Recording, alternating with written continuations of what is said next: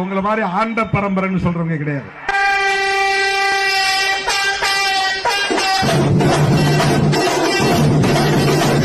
உலகமே தலைவணங்கக்கூடிய மகா ஞானி, மாமேதை, மாமனிதர்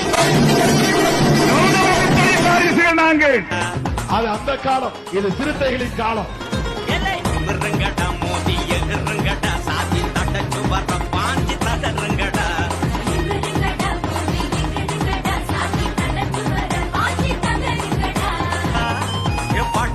மச்சண்டா தலையன்னு முந்தண்டா நாடு ஓரளவே சேரி திரண்டா முற அடக்குவோம் இப்படா. நிமிருங்கடா திமிரி நிமிருங்கடா வளவன் வழி நடந்து நீங்க உருமுங்கடா.